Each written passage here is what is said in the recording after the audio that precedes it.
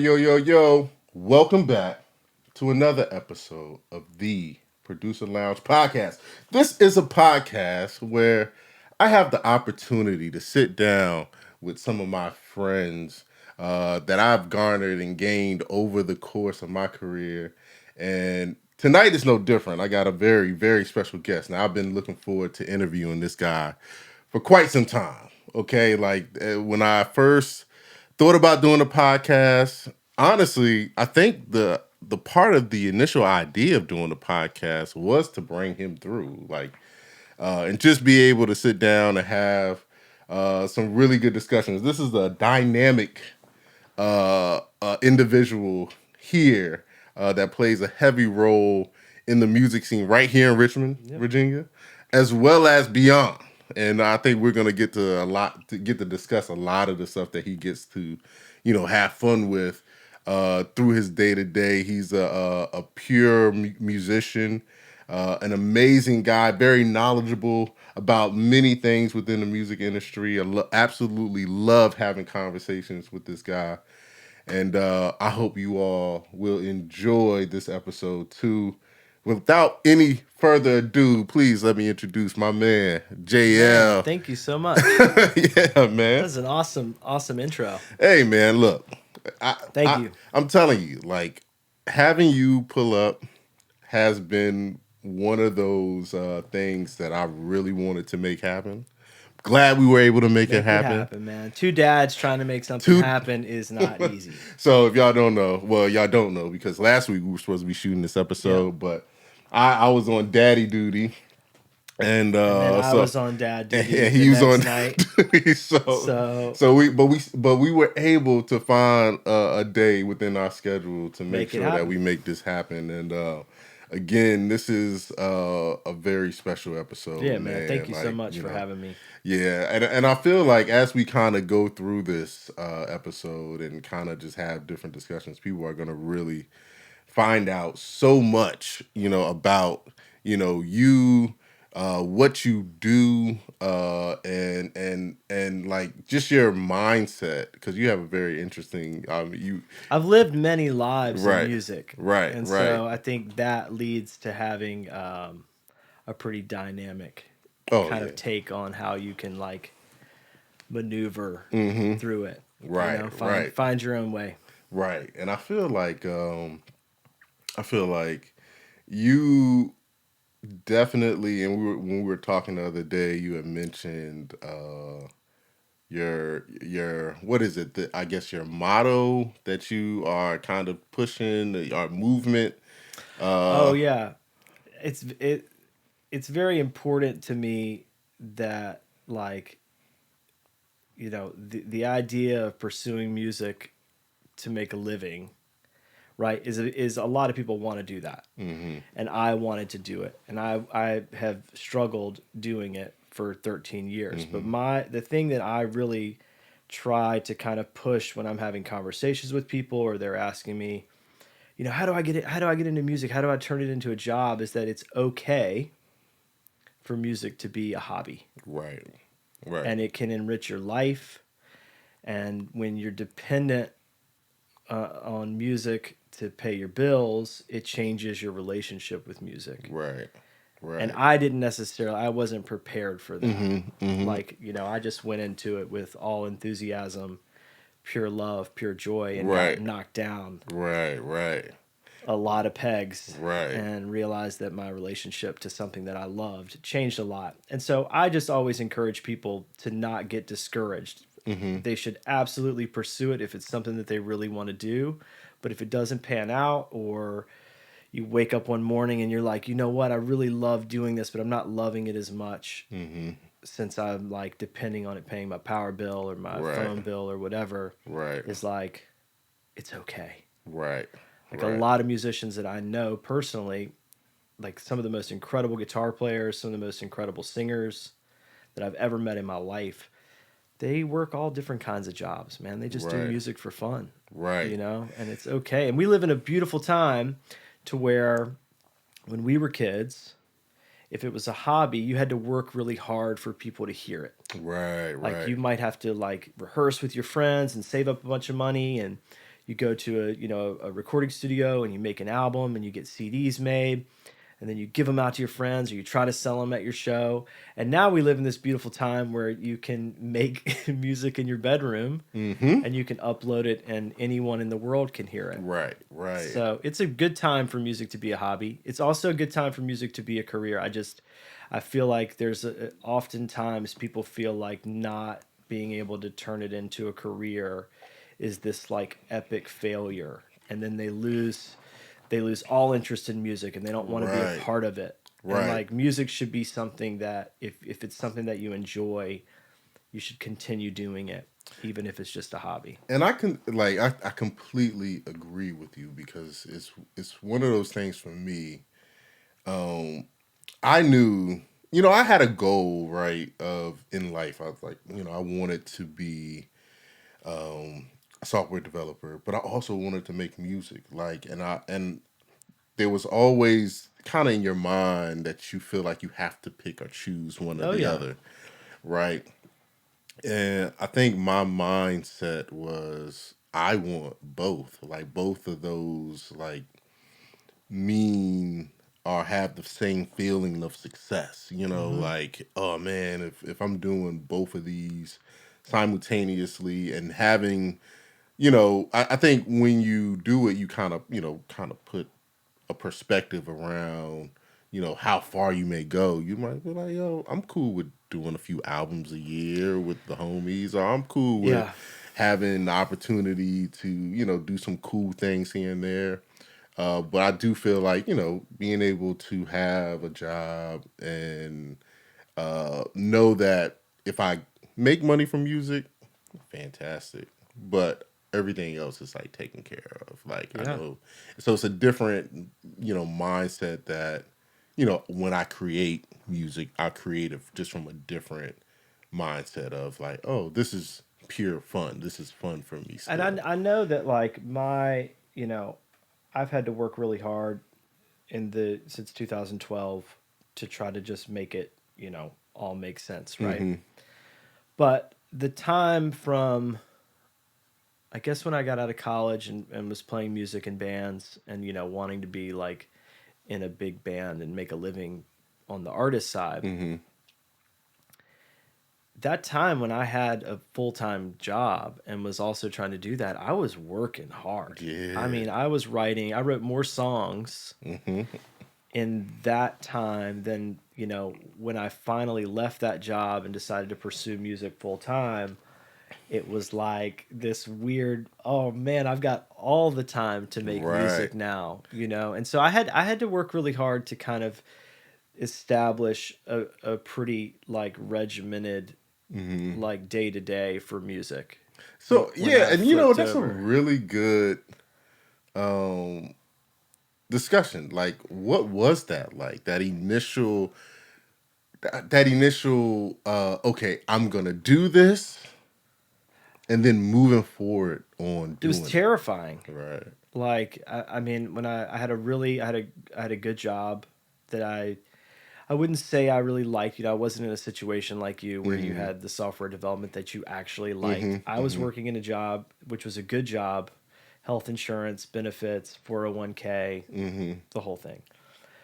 And when I decided to leave, and I basically left that job because I was going to leave that job no matter what. Mm-hmm. I was just there was kind of a ceiling as far as what I could do at that particular company. And so I started exploring, am I going to go back to school? Am I going to go work in the same industry, Mm-hmm. just at a different company and kind of Right. like move sideways to move up Mm-hmm. type of thing? And yeah, ultimately just decided that if I was ever going to do it, Mm-hmm. I was 29. So I was like, all right, if I'm ever going to do it, like I want to do it now Right. and fail, like we were talking before the Fail podcast. fast. I Yeah, wanted to yeah. fail Yeah, fast. fail fast. So I would then have time to go back to school or Mm-hmm. time to do whatever. Right. But once I got into it and realized that I was very naive as to what Mm. it was going to take. Not that Mm-hmm. I thought that it was going to be some type of immediate Right, success. right. But I started out, I mean, my gig when I left and my first kind of foray, I was still playing in bands. but I started composing as a freelancer for commercials. And so I had some initial success as a freelancer when I was still working at the insurance company. Right. And then, of course, your confidence you start to Yeah, gain, you start to feel yourself a Oh, little yeah. bit, And I was like, well, if I can do this when I'm only doing it part time, I definitely, if I'm doing it full time, then there's no limit to what I can do, Right, right. And then it was the hard reality of like almost a year without a single win and without my music being used on any commercials for a year. And so I cashed out my 401k from my job to basically pay my rent up until the end of my lease. And then I moved home with my parents for 3 months, which I'm very thankful. Not everybody has that option, but they were okay with it. Now, I'd never lived at home since I was 18. Right. So it was like 12 years of me living on my own, Right. and then I'm kind of coming back. Right. And so yeah, it was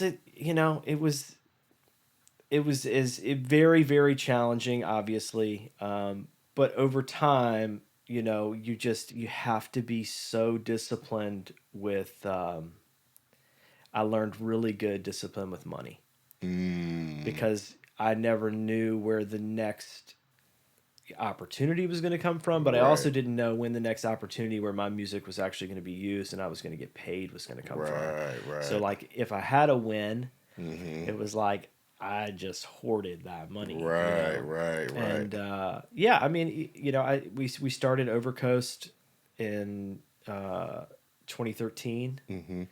So I guess about 8 or 9 months, kind of after we had all left our jobs and that kind of thing. And so, okay.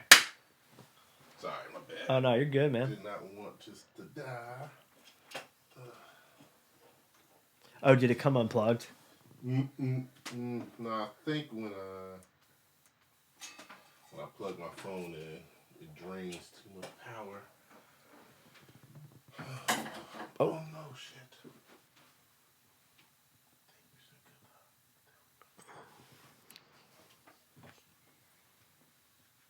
I feel like I'm rambling. No, bro, this is hell no, bro.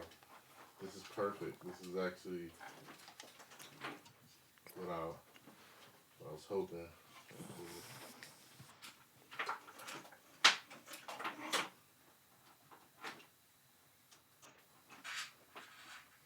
Man, I really like these lights.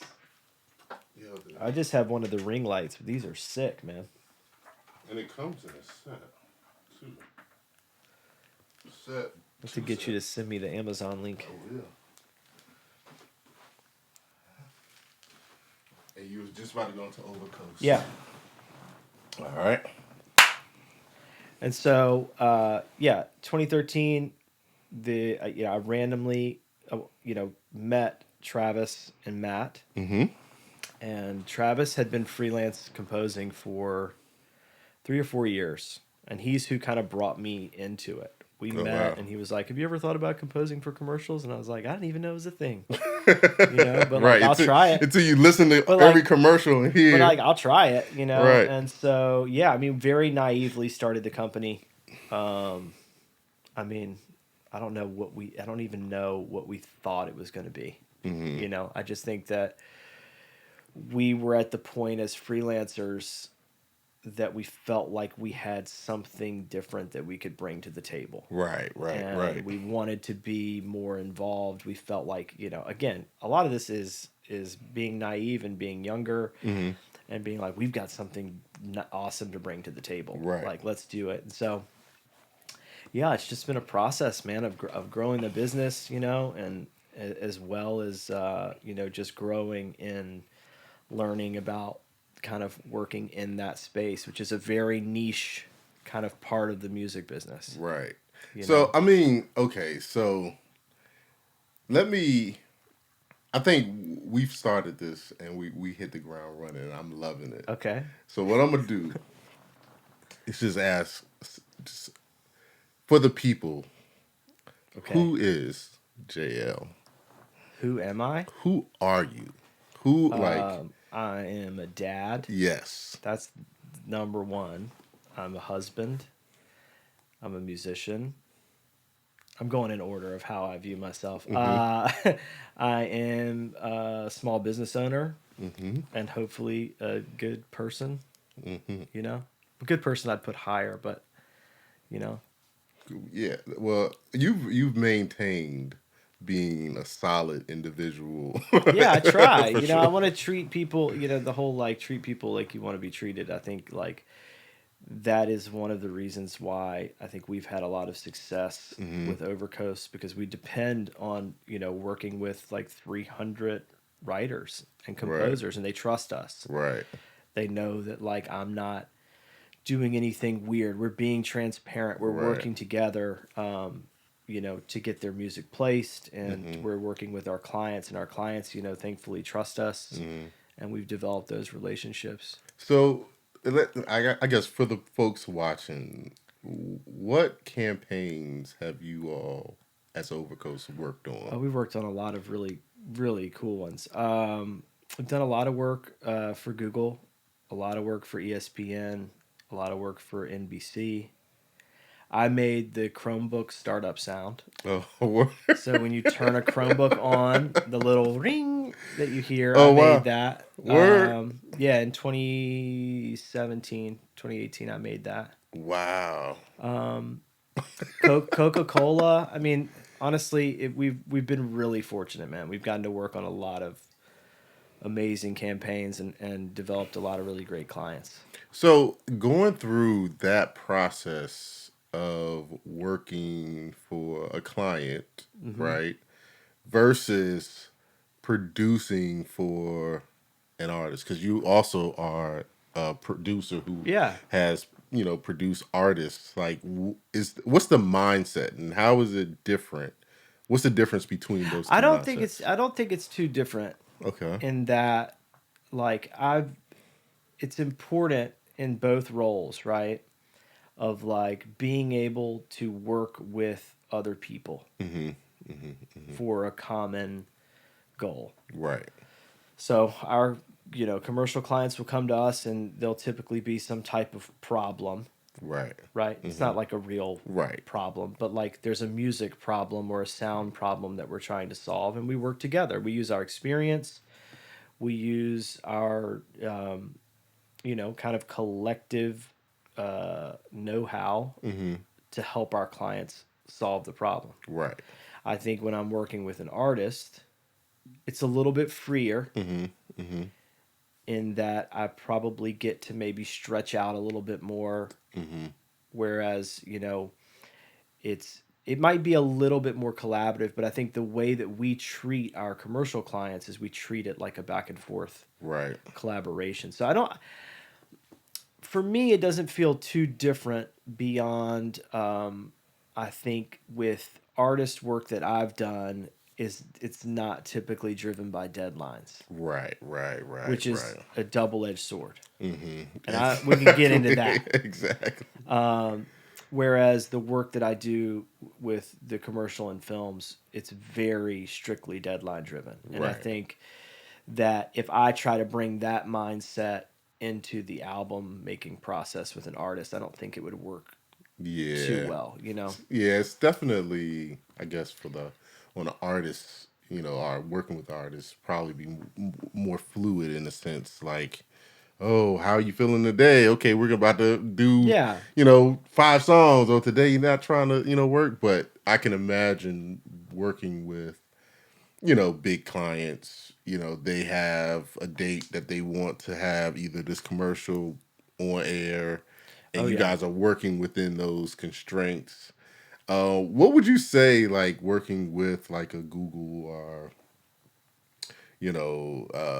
any one of the folks that you vendors that you work with, like what would you say has been one of the most challenging projects that has like really like pushed? I mean, I think all of them have their own, them not to be like indecisive about it, but like each project, and this is something I want to talk about as far as like sync, because I think that there's like a misconception Mm-hmm. They're two like sync is very, it's like a spectrum. Right. But like with what we do is very project based. It's very boutique. Mm-hmm. It's like one to one. Like, hey, we're hiring you guys to work on this campaign, or you're hiring you guys to this. We're not. Whereas a lot of the other sync that's like for reality TV or even Netflix or any of those is like you have these kind of music aggregators Mm-hmm.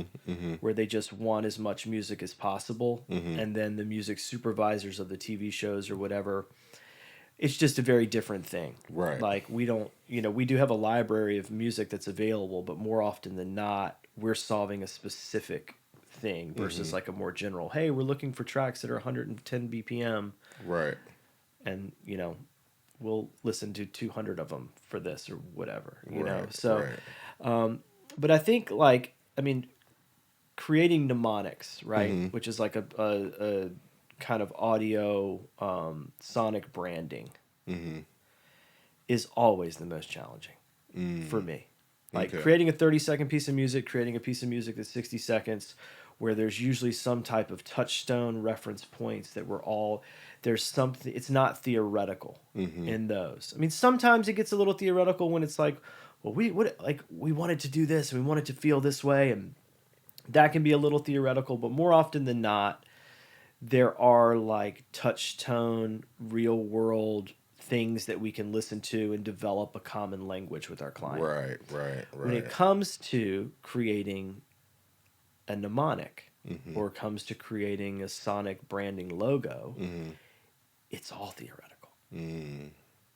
And so then you're kind of in this space where it's very important to fail fast, Mm-hmm. because you're really just trying to get something down that you then can start to have a conversation with the client. And it's the same thing when you're working with an artist Mm-hmm. and you're trying to, like, if they're, figure out what that sound is, someone you don't know, or maybe like a lot of times I'll reach out to people because I'll have a specific idea of what I think they could sound cool on, Mm-hmm. or would be a cool thing to hear them on. And it might be totally different than what they've ever done. Right. Right. And Right. so then it's like I just want to get something to them and get them their voice on it as soon as possible, so they can get excited about it, and then we can have a conversation about something that's real. Right. Because then you Right. can develop a language, you can develop a Right. vocabulary, Right. Whereas when you don't have that and you don't have reference points and you're trying to have conversations about music, it's a little kind of like, I mean, I've been doing it a long time and I still have a difficult time having conversations about music. Yeah. Like, if it's not like, oh yeah, this specific thing in this thing that we can both listen to. Right. And you might call it this, and I might call it this, Right. Right. Right. but like we're both talking about the same thing. Right. It's funny. But when you don't have that, I That- think those projects are the ones that I find to be the most challenging. But they can also be the most rewarding, because at the end of it, the client's really excited and you're really excited because we've kind of created something that feels really new for both of us and everyone's excited about it. the first time, because I think with a lot of, working with people in their projects, like you said, we're not speaking the same language. The first time I had the opportunity to talk with somebody and work with somebody, and we spoke the same language, was working with Nick. Yeah. Like, because he's a producer, so we can talk and walk our way through. You a probably beat. also have a lot of common reference points. Oh yeah. So it makes the creation process way more, I get, for lack of a better word, just fun and fluid, because it's like you're not sitting there with the challenge of like, hey, like let's you know, it's some people, I swear, some people out here who do not know what a kick drum is, Right. versus a snare versus a 808, and when you're and they're like, can you turn this down, and they're completely referencing the wrong, I guess, instrument that they're trying to label. And I just, when you're having those conversations with folks, it's like, man, like, this would be so much better if you knew what you were talking about, and we could really just, have this discussion on the same plane, so to speak. Yeah, but don't you think that when you're working on those projects where you don't have that, it forces you to start to think about what you do less in like a technical way, and like you're describing things or you're listening to what they're saying. Like I look at it as a learning experience, right? right. You know, like But it's you're developing a whole new vocabulary about mm-hmm. how to speak about what it is you've made. Exactly. That's not like, oh, kick, snare, Rhodes, bass, Right. sprinkles, twinkle, or whatever, like we all, like all producers are like, Right. yo, like listen to sprinkles, man, or like whatever thing that you're working on. But I think when you're working with someone that doesn't have that, I think it goes way more into like talking about it in terms of the feeling, and then being able to kind of play decoder when they're like, hey man, can you turn, like there's something that's like weird, like in that little section that's like, and then of course we have to kind of figure out, all right, out of the 4 or 5 elements that are That you just happening, gave what is me, the like, thing, what what is is the it? thing that I need to change, or thing Right. to adjust, or thing to take into the next song that we work on, that I know what to avoid or I know what to lean into, Yeah, and I think having that level of communication is so important, especially like you said when you're working with a whole, working and trying to produce a whole album. Because I know you've done that. That's And really the only thing I like to do. yeah, that's me too. Like, I mean, I've been doing a lot more one-offs, but working with an artist and creating something from start to finish and watching the whole album kind of develop, it's one of the best processes that you can have, It's the best. and you feel, the end product always can really stand on its own because like everything from the beginning to the end has been touched and even agreed to in a sense between you and the artist. It's like you guys have like a pact and a contract, and this is the contract that ultimately gets put out. Like, this is between us, and this is how we create Yeah. music, type of thing, and this is our language. And building that rapport with the artist is a very special thing. I think with the artists that I've worked with,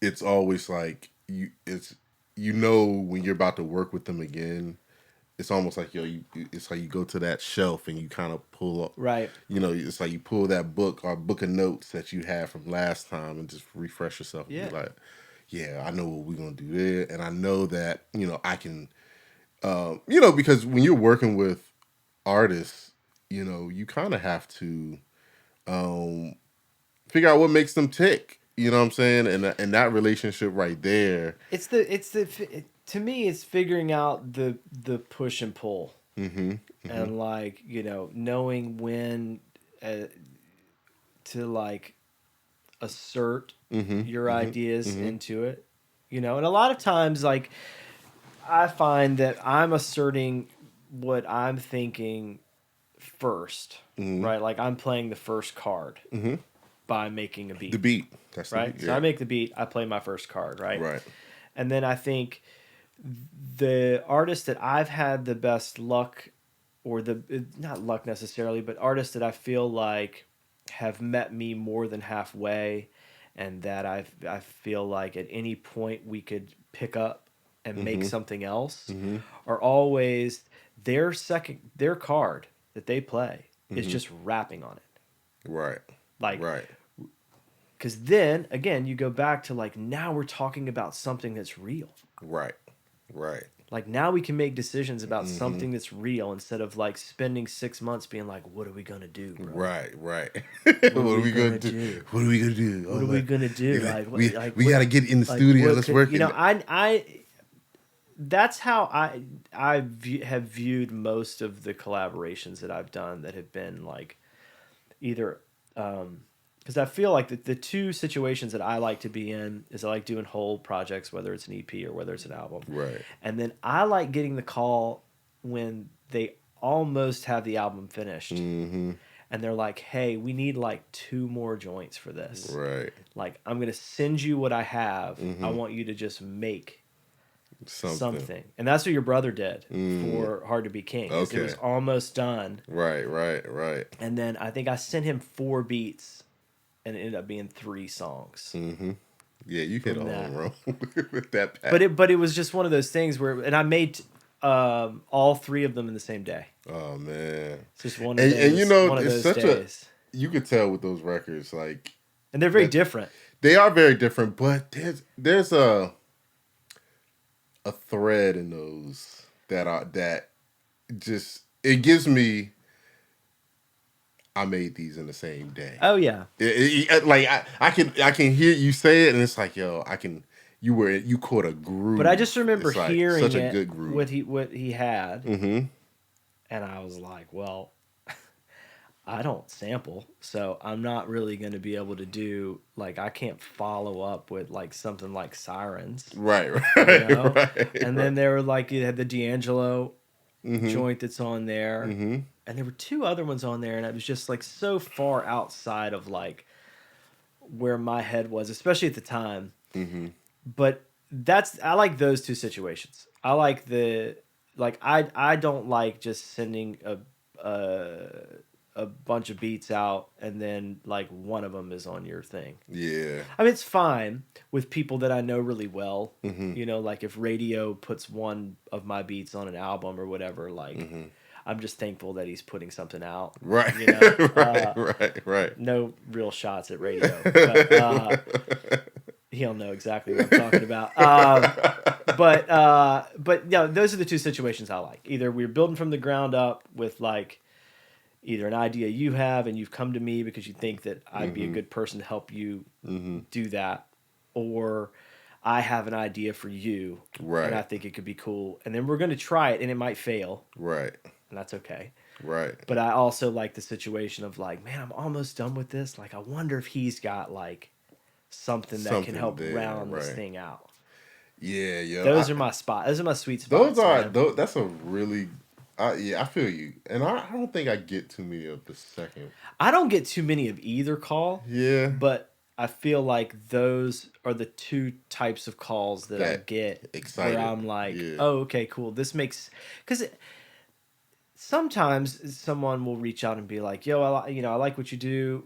Like, please send me beats or whatever. And it's not that I'm like, oh, I don't want to send them beats. It's just I can't necessarily in the moment like, and it doesn't have to fully make sense Mm-hmm. in my head, but like it has to make a little bit of sense. If I'm Right. gonna go and like put the time and energy into working on a full album or whatever, it's one Mm-hmm. thing if it's just like sending people beats and you're like, oh man, if something comes out, cool. Right. Right. Like, but though, yeah, those are really the only two situations, man, where Yeah. I'm like, where it just immediately in my mind, I'm like, oh, this totally makes sense to me. Why they Mm-hmm. would think that I might have something for this, or like, Right. oh man, I'm gonna make 3 beats in one day because Right. it makes sense to me. Like I know exactly what to make that's not Right. on this that I think is gonna work And elevate it. And and you make it different. You know? and you again you nailed it with those three was it was three Yeah, it's joints. blessed Bless and leap through Leap time, Through Time and then the last track,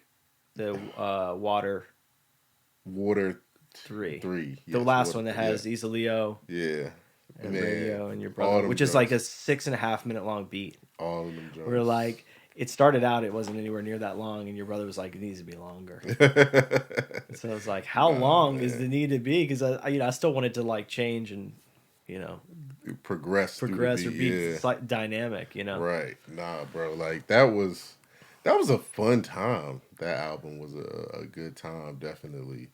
So I guess prior to you getting into producing and like what was your I guess relationship with music prior to that? oh, Did you have like did you come into the game with already some musical experience or was it so I've been just playing guitar and bass and mandolin since I was like 8 or 9 years old. jeez. So my dad was an amazing musician. Okay.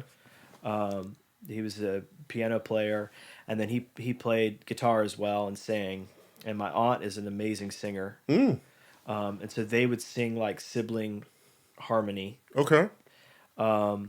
And so I grew up like playing bluegrass music and rock music, and my grandmother on my dad's side, like all of her brothers were bluegrass musicians, and so I've just been around. I mean, very fortunate. Like been around music. My dad was like a crazy soul music head. Mm. So like as a kid, that was what we listened to. Right, right. Yeah, and so then he was gigging, and he was a high school basketball coach, history teacher, and athletic director Okay. when I was born. And so, but he was also gigging and Mm-hmm. playing. And then I think I came along and really like put a damper on all of that, all of the gigging. And so he was always really kind of like proud and Mm-hmm. very excited about Oh me man. pursuing music. But yeah, I mean, I always played music, played guitar and played in like little bands and stuff in high school. And then when I was in college, I had a band that toured around and played Mm-hmm. college shows and Okay. played a lot of gigs and wrote a lot of songs, made 3 records Mm-hmm. with that band. Yeah, and then I started doing the commercial composition, and that was the first time that I'd ever used a computer. So this is Mm-hmm. 2012. Ever used a computer Okay. to make any music. And you said that was when 2000. 2012. That was the first time. I'd ever used a computer. So in the bands, like we would get our songs together and we'd go in and we'd Mm-hmm. cut the album to 2-inch tape, Oh shit. you know, Right, right, right, right. or cut it to like someone else running Pro Tools, like Mm-hmm. not me. Right, right, right. And so I had a like 8-track digital recorder, Mm-hmm. and so that's what I would make demos on for the bands. Oh You know, shit. so Okay. I was lightning on that thing. Like Mm. I had a tape one first. That was the first thing I had was a 4-track cassette, and then I had the digital version. And then when we started Overcoast, it was very apparent because the clients would want changes. Right, right, Like right. I Like needed a immediate computer changes. like Right. tomorrow, so I went and got a Best Buy credit card and Okay. bought a computer Uh-huh. to make music on in 2012. Yeah, so I started. So I've always been a hip hop fan since I was like riding the school bus with older kids, Mm-hmm, mm-hmm. you know. And my parents did not like hip hop, so they would only let me buy the censored, Mm-hmm. like the Clean edited, the version. clean version, Yeah. you know, at the like Farmville Walmart. Um, you know, but Shout out to the I Farmville. I had all the clean versions, man. Like Cypress Hill, clean was like my favorite album Right. growing up. There was a Yo MTV Raps compilation Oh shit. that had it had like Far Side, it had Juicy on it, but it's all clean, right? Right, So right, then I'm right. riding the school bus. I was probably in like I don't know, maybe 3rd grade. So I was Mm-hmm. probably 9 or 10 years old. And this older girl on the bus who was in probably like 10th grade, she dubbed on cassette for me. One side of it was Beastie Boys Check Your Head, Holy shit. and the Okay. other side was Liquid Swords.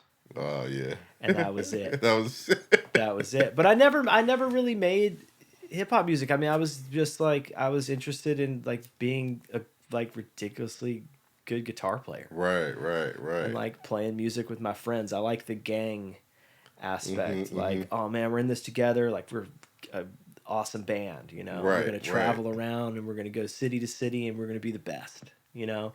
And I didn't get into making hip hop until I needed very quickly to learn how to use the computer. Mm. And so I was like, well, I can't really call my friends to come and play on this, Right, right. you know. So I've got to figure it out. And so Oh that's how I man. started. That's when I started making beats. So like 2013. I feel like Started that making might have beats. been around the time that we probably met, man. Like, haven't not we probably it has been about 10 years. Yeah. Yeah, so you were literally now, mind you, I was meeting you probably had to be like 2014. It's probably 2014, 2015. 2014, Yeah. 2015. But you had some joints. Well, I mean, I think because I didn't come into it with any, like, I came from the thing I love about hip hop music Mm-hmm. is that there are no rules, right? Yes. And so I was in rock and roll bands, and there was always this, like, is it rock enough? Like, is it rock and roll enough? Mm.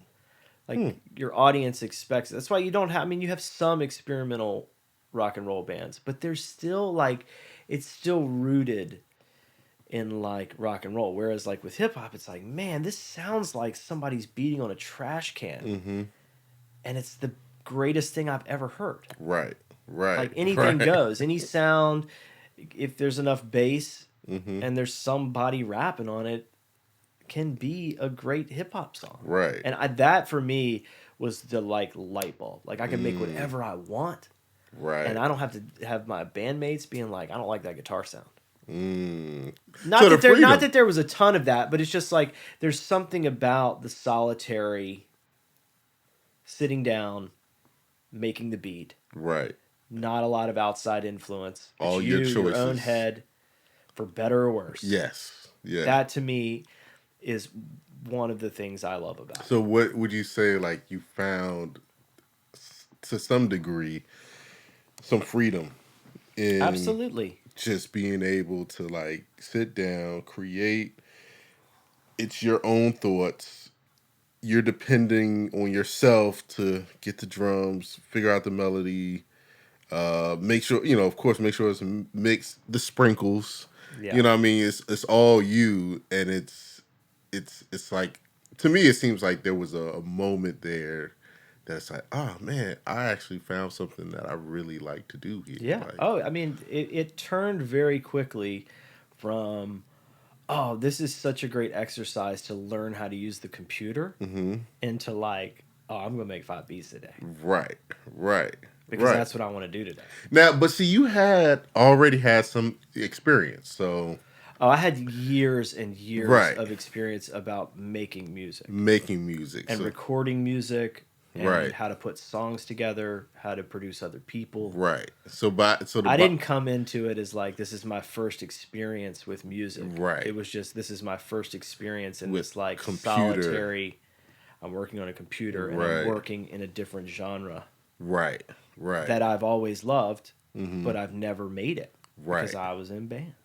I was playing rock and roll, man. So I have this question, and maybe, well, this question, and I've asked this to all, pretty much, I think I want to say I've asked this to everybody.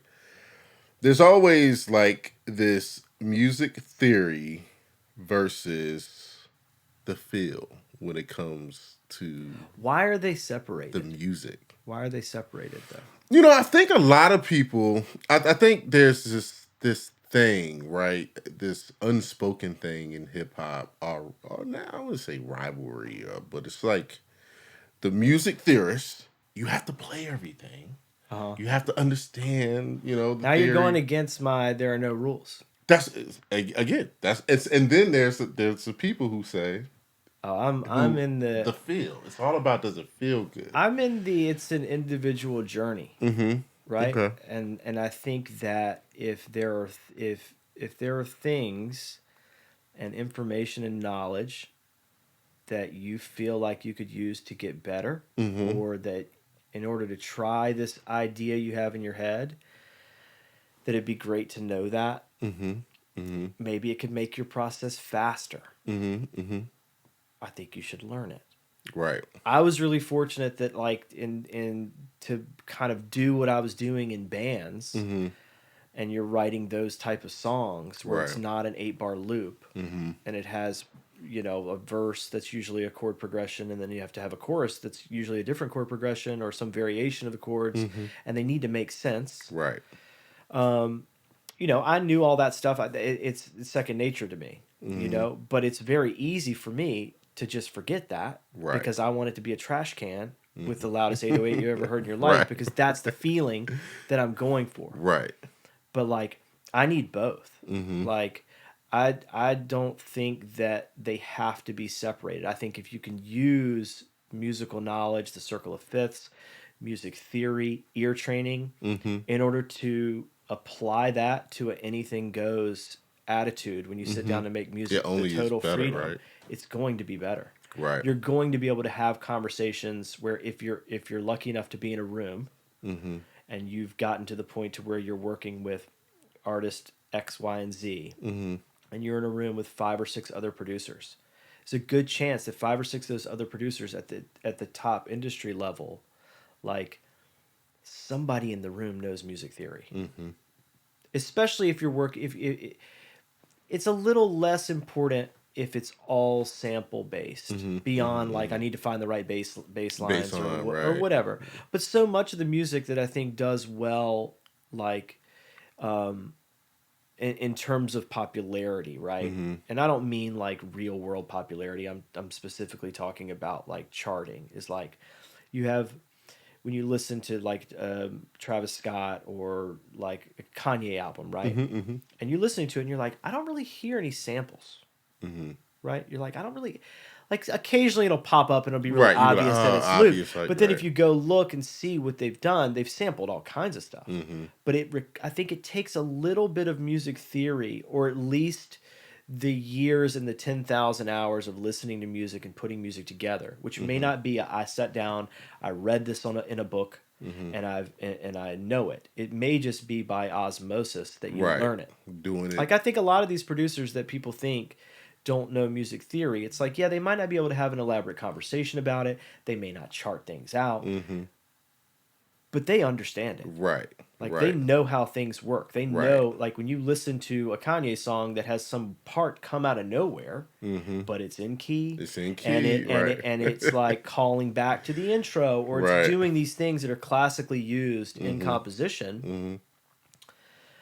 You know, I mean, I also think like with making samples, like it's huge that I know that stuff. Yeah.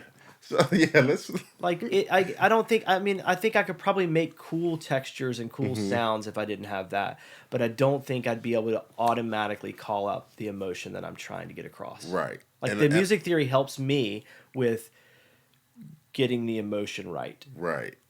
And I'm so glad that you started to discuss My third life, your third life.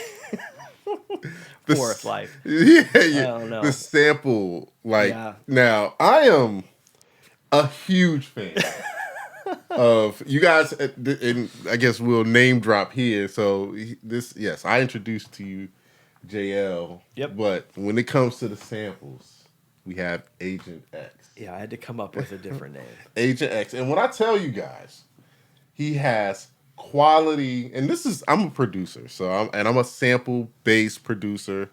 I love his samples. Okay, Thank you, man. I love them. Why do I love them? I love them because while they are all unique, right, very unique sounding, they are not drag and drop No. samples that you just, I like it, it already comes in an 8-bar loop or a 16-bar loop, and all you have to do is just drop it in and drag it and do, it is something that you still, honestly, when you drop a sample pack, it's like listening to an album to me. It's like, but That's what I'm going for.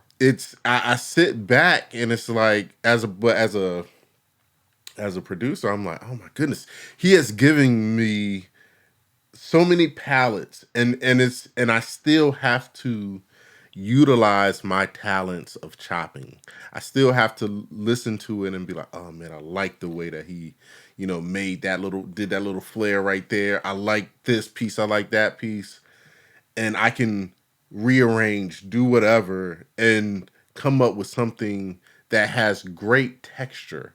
One, because your samples have great texture to them. And it's not really, I would say that that's the part where I probably don't have to do too much, because it's like, almost has like this little, sometimes it just have this little bit of dirt. Oh, And you just be like, dirty. oh man, I don't have to do too much Yeah. in that regards of like bringing that element out. I can pretty much capture that because you did that so well. But I mean, they inspire creativity. And I happen to be one of the lucky few that gets the call. You get them pretty early. I get them pretty freaking early. And I gotta send them. When I started doing that, like, and actually releasing them, it's like, I have to send them to my friends hey, man. beforehand. And I have so much fun. Like, I mean, you just sent me a set the other day. I haven't even listened to it yet. I think that's a new one. Yeah, I was gonna listen to it on my birthday, but I was like, you know what? Let me because again, it's an album. Like to me, that's how I view it. I mean, that's in my mind. I mean, I'm making things that ultimately the intention is for other people to use them to make other music. Right. But when I'm sitting down to make it, right, I'm just making an instrumental album. right, Like and every time. you know? and it's good, y'all. So please shout out to the drumbroker.com. Drumbroker, yeah. Drumbroker.com. Hey, Drumbroker, if you guys want to sponsor us, because I swear I only get my samples from Drumbroker. But yeah, like listen, y'all make sure y'all go check that out. Definitely make sure you support his samples, his sample packs. But the mindset that you have like around the sample pack. I know you said I'm trying to do an instrumental album, but it all goes back to the commercial composition because you can't use samples. Like I can't go grab Roy Ayers and get it licensed. Bummer. It's just never going to happen. I mean, I've had a couple of situations where the client has cleared something and we've gotten it over the line. But that's so rare. It's happened twice in 13 years. And it was already a predetermined idea from them. Right, okay. Where they're like, hey, we want to do a remix of this, or we want to do a hip-hop version of this. Here's the song. We've already secured the licensing. We've already secured the master use. We just need you guys to make a beat out of it. Or we need you guys to remix it. Twice in 13 years. Very rare. So, but we would get lots of requests for instrumental hip-hop beats. Right? And so I was making them for myself, man. Right. I was like, well, we're going to make these beats, and they need to sound real. Right. So I need samples that I can chop, right? And I used to chop. I've never had a sampler, so I would manually, with the waveforms, do all of my chops. Yeah. Oh. And I still do all my drums audio files. I don't do MIDI. A word? Yeah, it doesn't hit the same for me. I feel you. I mean, it might be like a visual thing, like a placebo effect or whatever, but it just doesn't hit the same for me for MIDI. So I'd like go in and I change all the velocity. Anyway, so I started making the samples for myself, and then of course would like give them to my partners or whatever to use, and then somebody, I think it was DJ Mentos actually, tagged me on Twitter. In this like drum broker, like, hey, I'm looking for new talent or something. And DJ Mentos tagged me in it. And because I think he and I had a conversation about how I didn't use samples and I was making my own samples and, you know. And so this is in 2016. And yeah, I was kind of to be honest, man, on the fence about whether or not I wanted to release them. Right. Or whether I wanted to keep them all for myself. And be like, I got the hottest samples that I've ever heard, and I made them, and no one else has them. And there's still like an element of that where I look at it where, like, for example, the album that I did with Kane is all of my samples. And then like 6 months later, I released those samples.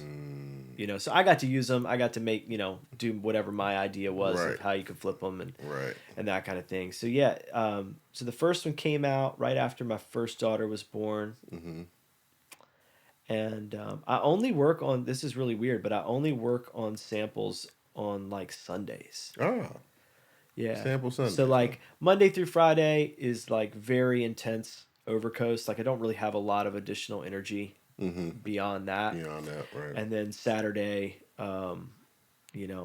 is for the kids, man. Family day, yeah. That's for the kids, And nighttime is also for the kids. Right. Like I'll occasionally sneak out at night if I have some energy or I have an idea and I'm like, I've got to go do it. Right. But I'll basically just kind of do like really, really simple skeletons of like 3 or 4 ideas in like an hour. That's my workflow. And then I'll kind of like finish them like over time. Yep. And I also like, occasionally go through periods. I have a really weird relationship with sleep, but I'll go through periods where I wake up really early. And I'll use that time from like 6 to 9 in the morning. Or like 6 to 8 in the morning to like I don't know, work on stuff. But yeah, so I started, I released the first one in 2017, the second one in 2017. Mm-hmm. And then they did not do very well, sales wise. And Mm-hmm. so I kind of was like indifferent to it. I was like, this was a cool experiment. I've met some people through Mm-hmm. this, you know. Um, and then with 2019, I started to have a conversation because I had just 3 years worth of samples that I had Right, stockpiled. right, right. And so I started to have a conversation with Al, and yeah, then we released Kodachrome 1, the Mm-hmm. first one. Mm-hmm. And that one did really well. Mm-hmm. Like that was I think the first time that people kind of like, and then that bled into COVID. Mm-hmm. Right, right, So right. like then it was like, okay, cool, here's another one. Right. And then I took roughly 2 years off Mm-hmm. again. Mm-hmm. I'm not last year was the first year that I had committed kind of to myself that I wanted to be more consistent with releasing Mm-hmm. Mm-hmm. samples. Mm-hmm. Yeah. And so I did 4 releases in a calendar year. Mm. Yeah, that's And they're really all good. very different. Yeah, I mean, I did the Kodachrome Volume 3, which is very like Italian, and I'm a huge film person, so like I spent most of COVID every night. My wife goes to bed super early. Like I said, I have a really weird relationship with sleep. And Right. so I would watch foreign films for like maybe two a night. Okay. And I just kind of became obsessed, less with the music. I mean, the music's incredible across them, but more with just like I started kind of reading about the filmmakers and kind of like getting into like the nerdy side of Right, kind right. of the concepts they were trying to do. But yeah, being more consistent with the releases, I was just able to meet so many new people, and it's Mm-hmm. been a lot of fun because I get frustrated when I'm working with artists as a producer, as a Right. making Mm-hmm. beats, Mm-hmm. because a lot of times everybody gets excited and then it doesn't actually happen, and Yeah. it doesn't become an album, or you don't necessarily, things just sit on hard drives or whatever. Yeah. And I get very frustrated by that because most of the people that I'm working with don't have labels breathing down our necks, don't have anybody telling us what the release schedule Mm-hmm. is. Mm-hmm. We should just be putting music out Right.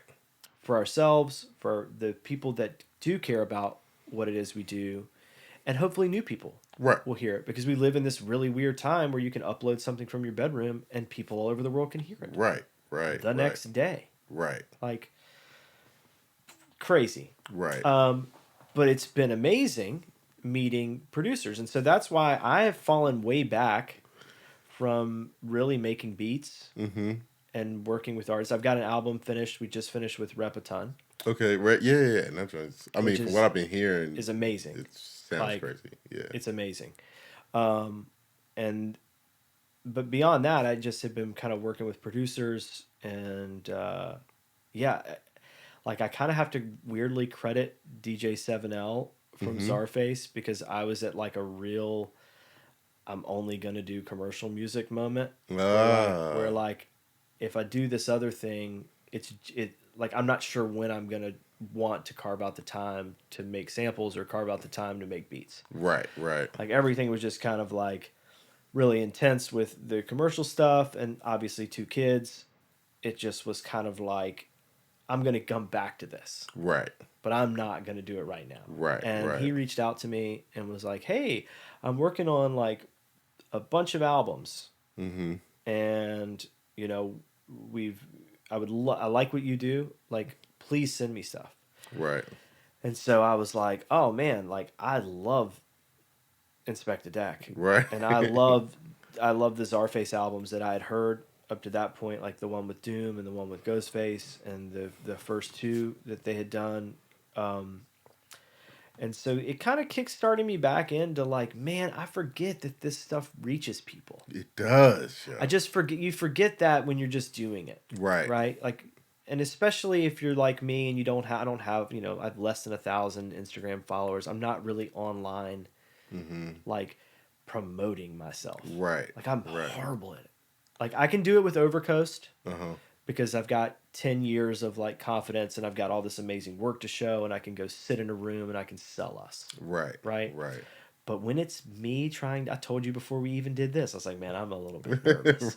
Right? Like, this talking about myself is really weird. Right. It's really weird.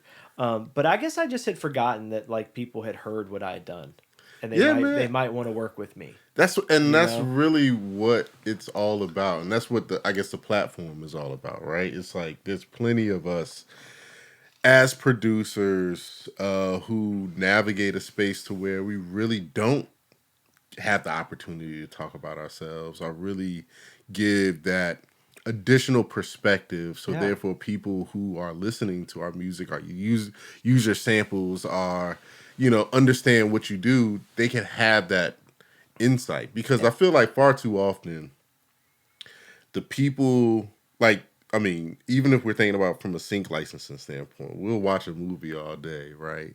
And we'll hear throughout that movie, we may hear 30 different Yeah. songs, throughout that movie. You know what I mean? But when you're looking at a commercial, you every commercial has a song behind it, but you never really understand the people who are creating that particular Yeah, I mean emotion. it's a niche, man. Like it's a weird it's at this weird intersection of the music business, excuse me, and the advertising business. Right. And I mean with my role and with my partner's role is like we navigate that.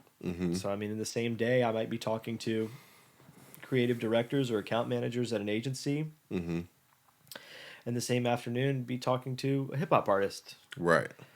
or a publisher or a Right. label. Right.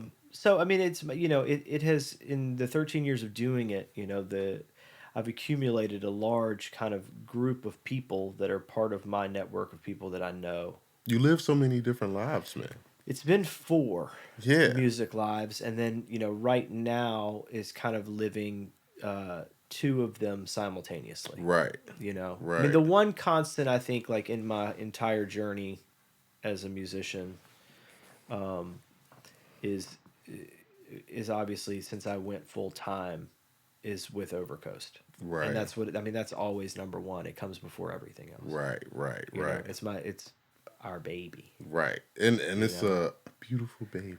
it's that our you- baby, man. Like we have the amount of things that, and I think anybody that has pursued anything, I don't care if it's music or you just had something that you wanted to do in your life, and it could be I want to lose 25 pounds, or I Right. want to become a software engineer, or man, I really want to learn how to do this, or I want to beat this video game. Like whatever the thing is like you have to sacrifice things along the way, For sure. and those things are sometimes friendships, you know, and sometimes it's, experiences, or sometimes it's financial things that you have to sacrifice, or just time, Right. right? Time is everything. And I Right. think once you have accumulated and you go through years of sacrificing, you become very protective of that thing Yeah. that you've sacrificed quite a bit for, Right. Right. and I think that like you start to not take any aspect of it for granted. Right. Like I don't take, I wake up every day just like, man, I can't believe that. And this is like even on days where I'm like, oh my god, like I can't believe I have to do this, and this today. Like Right. today's gonna be so hectic. Right. It's like at the end of the day, I'm still very grateful. Right. That I get to do something that I love to do. So, you know what? Why don't you, a typical day, why don't you give me a day in the life? If you had to break that down. Like, Okay. I guess a day that would make you be like, whoo, what a day. Like, Yeah, what I would that mean, look a lot like? of it depends on kind of where I'm, each one of the things I'm working on at what part of the process. So a lot of times it's like I'm usually wrapping something up and then starting the next thing. And so there's Okay. like, but the days where it's like they get a little, oh man, this is not wrapping as quickly as I thought, and this Right. is starting to really go, Right. is when it gets a little kind of like, trying to balance things out. But I mean, it starts early, Right. number one. Right. 2 kids, it starts early. Right. And then, I try to do kind of available, ready for whatever from about 7:30 until about 7:30. Okay. You know, like there's dinner in there, but like I am checking my phone. We work with a lot of clients on the West Coast. Right. So you gotta. So for them, you know, 7:30 is kind of middle of the day Right. vibes. But yeah, I mean, it can be anything. It's a, you know, it's a, usually there's at least one, usually two Zoom Mm-hmm. calls a day. Mm-hmm. There's a lot of emailing. Mm-hmm. There are usually a couple of phone calls a day. Mm-hmm. There may be me trying to systematically pull up a session file from 2015 and find out what hard drive it's on Right. Right. because a Right. client has decided that they want to experiment with one of my tracks. Mm-hmm. And so then I'm trying to do that. Mm-hmm. Oftentimes I open that and nothing is populating Right. Right. because I didn't start bouncing everything to audio until 2017. Mm-hmm. And I so then still I'm don't like, bounce oh, I back, need to man. buy Silent because this is 5 instances of Silent. Right. And I don't right. have Silent anymore. So, you know, it's like those kind of things. Right. But I mean, the thing, one of the things I love so much about, I think, not only running a small business, but also just being in the business that we're in, is that every day's a little bit different. Right. You know, and I like that. Mm-hmm. You know, it's never, I'm never like bored. Bored. Right. Right. I mean, and also, I mean, with running a business, there's always something to do. Mm-hmm. So if it's not like the actual project based work that we do, Mm-hmm. it's usually paperwork. Right. I do a lot of paperwork, man. I do a lot of music licensing, Mm-hmm. paperwork. Yeah, just trying to keep everything moving, you know. Mm-hmm. And then working together, like with our team. Right. You know, we now have 3 employees, which for 10 years there were no employees, and it was just the 4 of us doing Mm-hmm. everything. And so that's been an interesting kind of like learning curve of how to manage other people Manage other people, when yeah. 4 of us were just like, we get it done. Focusing on your own We thing. get it done. Right, You know, right. you know, we rely on each other, Mm-hmm. but we're all equal. So nobody's the boss. We can't tell each other what to do, Right, you know. right. And not that like we really are like telling our employees exactly what to do. It's more just like taking the time to try to teach. Right. You know, and I'm not a natural teacher. Mm-hmm. I'm much more of a natural doer. Just get it done, right. You know, and so that's been very humbling. Mm-hmm. Like, you know, if you're good at doing something and then you find out that you're really not very good at teaching someone how to do it, it's humbling. Yeah. Yeah. I mean, I can imagine that. I mean, It's pretty humbling. yeah, because, you know, that's one of my favorite things to do, honestly, is like teach people. I think How you're to a make natural beats. teacher. You think so? I do. I I think you're a natural teacher in the way that you communicate. I think you're patient. Patience is one thing I will. Yeah, I think you're It's a very. strong thing. I think you're very. I think you're very patient, and I think that like you're a good communicator and you're supportive. None of those things are very natural for me.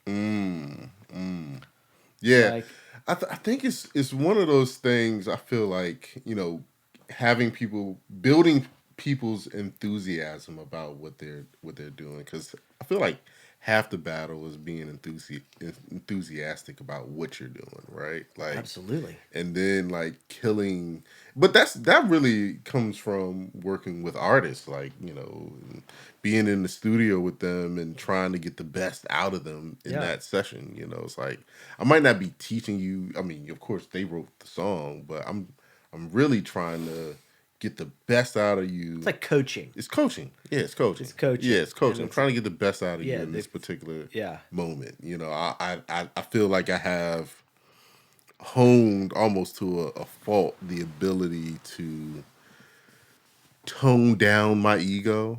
You know, Yeah, you gotta let I it- have a philosophy that there's only enough room for one ego in the studio when you're working with the artist. You know, and that particular ego must be, for lack of a better word, stroked in that particular, you know, He goes session. interesting, man, isn't it? It's more psychology than Because you anything. need to have it Right. in order to really do anything. Yes. Yeah. Like, you know, you know, I think it's being aware of it is very healthy.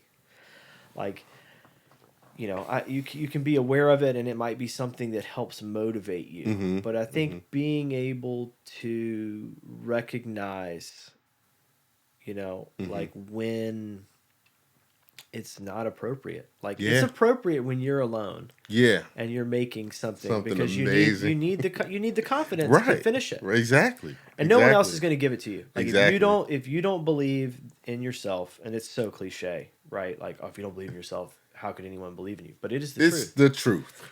And It's the truth. I think that there's a difference between believing in yourself in a realistic way. Mm-hmm. Like, I have this ability. I believe in myself. I have the confidence to finish this. I'm going to finish it. Mm-hmm. Versus like, I'm the greatest of all time. Right. No one can touch this. Right. Then you're just insufferable. Right. You know, like no one, like, you know, at that point, like no one, you know, and I've gone through bouts of that when I was Right. younger and like, again, like playing in a band.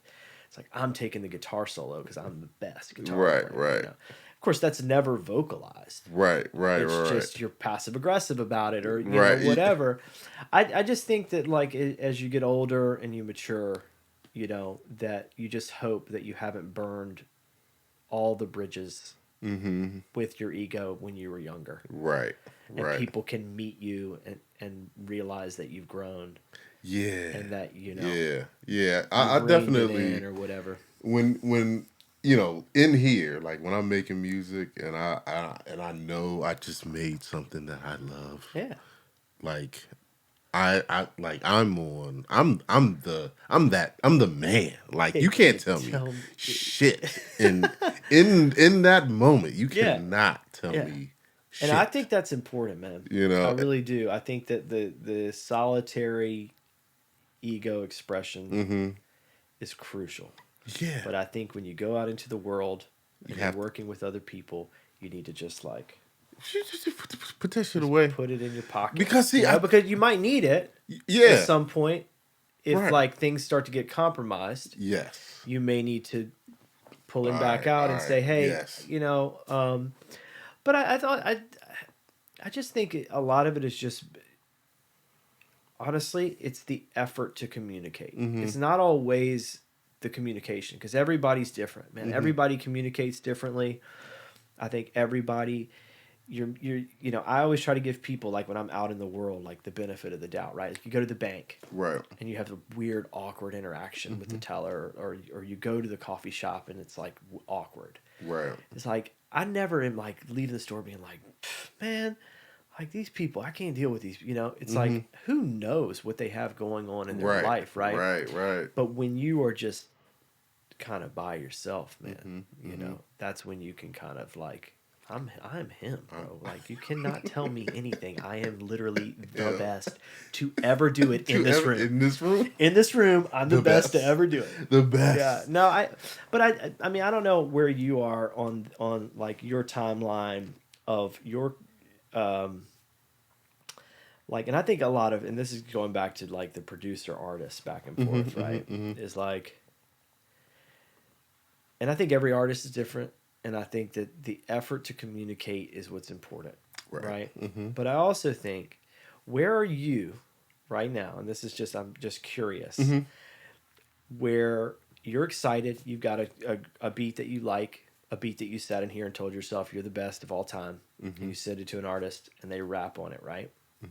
And you're excited to hear it, like you get the email or whatever, and you listen to it, and you're like, this is not good. Like, this is really not, like, this is, like, that. Not only is it so far away from what I imagined, it is also nowhere near what this person is capable of doing. Like, So where am I in that experience? no, I'm saying, where are you right now in your level of expressing that to them?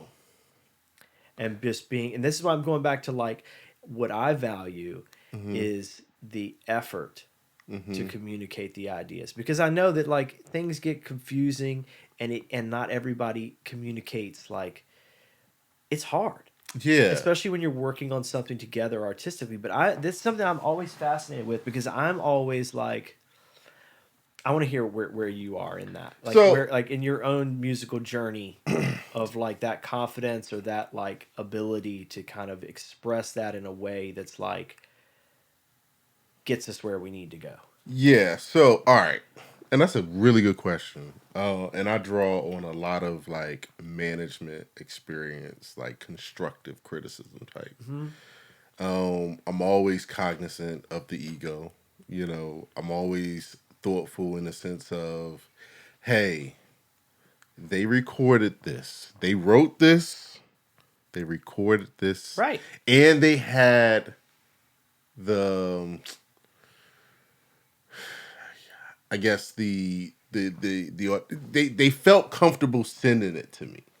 So right, so I think about these things. So you wrote it, you felt good. Yep. You felt personally, you felt good that whatever you wrote was good enough to record. All right, and whatever you recorded, you felt good enough that you could send it.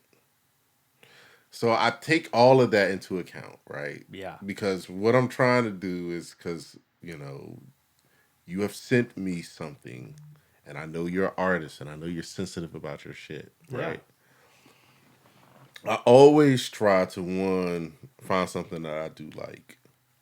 Yeah, of course. Find and it could be something as simple as the topic. The approach. I love your approach. I love the fact that you thought about doing this. Yeah. But hey, you know, your flow here, or you know, the way that you decided to use this word instead of that word. Those are all conversations that, and typically I like to do this like face to face. Because that allows you to do it in a natural Yeah. way where there's no Yeah. miscommunication. No miscommunication. There's no like you're not gonna misread how you're saying it. Saying it, you're not, because Man. when you send it in a text, you know, That's why I'm you asking. can read that so in a much, million ways. So much music is made Mhm. with like sending things back and forth. Yeah. You know, and Well, and FaceTime, I FaceTime, like especially Yeah. if they send me something, like I will FaceTime them yeah, as either I'm listening to it or immediately following, Yeah. just to give like, hey, this is what my thought is. Yeah. If they're that type of client, you know what I'm saying? Yeah. But for the most part, man, I really try to be thoughtful in my approach because at the end of the day, I don't want to it. All right, again, my theory: there's only enough room for one ego in the studio. Like, and you all, you know, like if somebody's recording a song and you might critique them and you can literally watch their ego just drain through the floor. And the worst part about it is that it's going to come through on the mic. It's not right? going to improve It's not the next take. Yeah, it's not going to improve the next take. So you have to be very thoughtful in your approach because you only want it to go up from here, or either stay the same as far as ego, or you want it to like you want to boost it. Like, hey, yo, like you were almost there with this one, but you need to. Yeah, I like to sit with it. Yeah. So like instead of, I think that there's value in what you're saying, where like as soon as you listen to it, you hit them up because they're expecting something. Just like if you send a beat, you want to hear, you want a fire emoji, or like, oh man, yeah, this hard, or whatever, you know. So I'll tend to like respond with like, you know, like sounded dope on the first listen, or like whatever, like I'm gonna listen again tomorrow, because it's very often I will listen like 4 or 5 times, and by the 4th or 5th time, I then feel like I have the kind of roadmap in my mind of like what we could do, and like how I can say it in a way. But ultimately, I think when you have a shared goal of like, oh man, we're just gonna make the best thing we can make together, right? Like we're gonna utilize both of our talents. We're gonna try to make the best thing we can make. I think oftentimes it's easy for that to get forgotten if you are like, if you don't approach how you're going to talk about it, and that ends up happening over time. Like as an artist, like I'm sure that your conversations with your brother are very different than your conversations that you have with another artist. Yeah, like I think with just different because it's years and years. Yeah, of years, like, and sometimes you're working with artists at different stages in their career, and they need more reassurance. I think That's sometimes really they what it need is. like somebody to say like, "Hey, man, like this is dope, but like, man, you could do this better, bro." Right. Right. Like on some like, Right. if like all you need is just like do it again, man. Like Right. even though like I'm thinking in my mind like, man, he really needs to do this again. Yeah. Like Not and in not not like for him. right. Like This isn't he's gonna listen to this 5 years from now and be like, damn, why he didn't and tell me I man, should have did this and again. I think that like when you see like we don't get a lot of kind of insight into a lot of the classic stuff that was made in the 90s, right? Right. And even with like a lot of the rock and roll records that I love, right? Mm-hmm. Like George Martin working with the Beatles. Mm-hmm. It's like they were battling, man. Yeah. Like they were battling to get those records made. Like they were not tiptoeing around. Like if George Martin didn't think what they were doing was good enough, he literally had replaced the drummer. Mm. Like George Best was one of the four Beatles. Mm-hmm. They signed, and George Martin said, "No, Ringo Starr is your drummer." Mm. Or Pete Best, sorry. Mm-hmm. I think that like if you can do that, and it's like it's professional, Mm-hmm. and it's hard to get there with people that you know personally. Yeah. Right? Yeah. But this idea that we're like, if you're working together, you trust me, it's like to some degree. Right. Or else we wouldn't even be spending time doing this. Right. And I trust you Right. to a certain degree, Right. or else I'm not going to be giving you something Exactly. a canvas for you to write on. Exactly. But I always yearn, I don't know if that's the right word, but I always want the communication to be like, not that I want to be battling to get something made, but I think sometimes I feel like there is an element of that is not bad.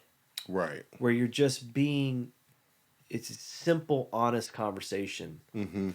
And I mean, ultimately the person's going to take it on board or they're not. Right. Right. But I think it's like, that's one of the most difficult things to navigate. I think, man, in terms of working with artists, and I mean, I've been really fortunate that the artists that I've worked with, I have had a good back and forth. But it's a spectrum, And I feel like it really speaks to. I feel like that's the thing about producers that we kind of inherently have to learn. Like we have to be a bit more thoughtful in our approach to things, right?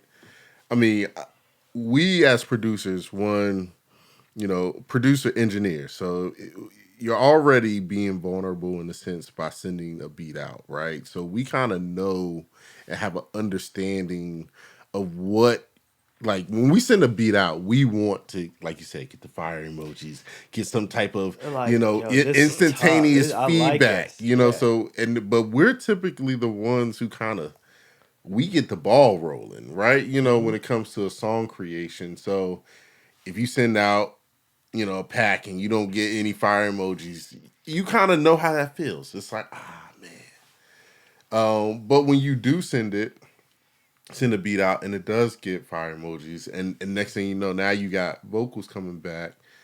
It's like, because you've been through the process of already putting yourself out there for people to kind of criticize or, I guess, make assessments of your work and whether or not they like it. Do they want to write a 16 or create a whole song around it?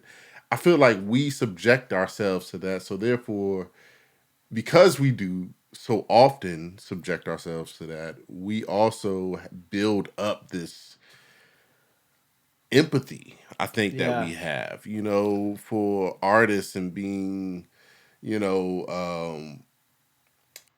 sensitive in a sense about their craft and respecting that, because we come from a space where it's like, yo, we literally have to throw ourselves out there and then hope that somebody catches whatever we're And throwing. I think also, like, to that point is just kind of figuring out when you're working with someone how much they want you to produce them versus how much they want you to provide a beat A beat, for right? them to Right. then rap on, and they have a very specific idea of how they want to craft the song.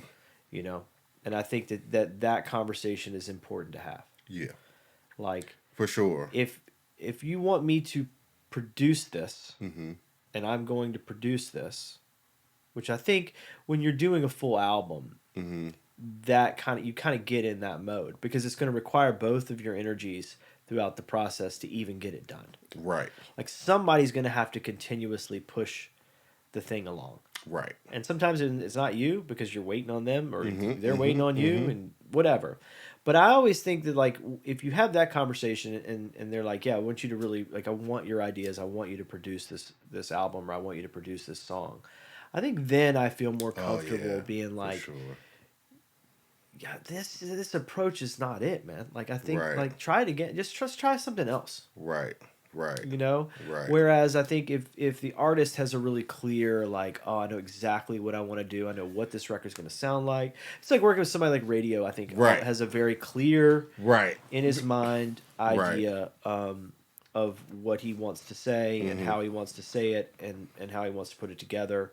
And that comes from years and years of experience, I think. And then working, like, on this recent thing with Rep, it was the most collaborative Right. Right. project that I've done Right. in hip hop, where it was Right. like truly back and forth, like, what, how are we going to do this? See, and I feel like I work with a lot of artists who, some want to be produced, but many of them, and even in a sense of, like, for me, once I create the beat, right, and I send it to them and they do their thing, like, when I get it back, I'm listening to that and I'm like, okay,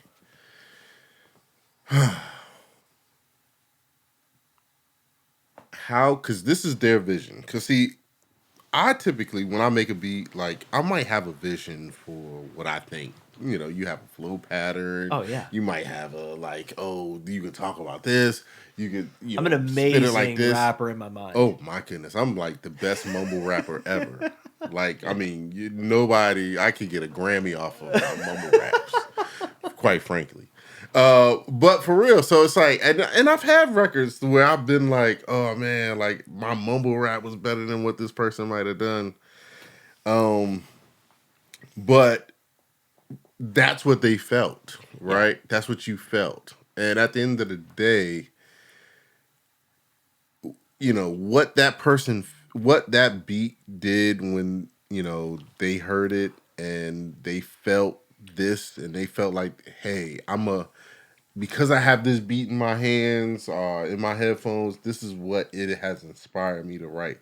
So I always try to be, like, mindful of that too. Like, you're saying something, hopefully they're saying something that they really want to express, right? And unless you as a producer are committed to, if you're not in tune with what they're doing, you're committed to releasing it as an instrumental, right? Then you need to be willing to compromise. And there we go. Unless you're like, hey, it's my way or the highway. Yeah, like, I'm Dr. Dre. Yeah, I mean, in some cases, I'm sure Dr. Dre has compromised many things. Oh yeah, everybody has. For sure. But yeah, the compromise is huge, man. Yeah, and that's in everything. That's life. That's a life lesson. That's why I feel like there you go. Music production and producing music and trying to get your music heard and rap to or whatever, you learn so many life lessons, through that, and it's such a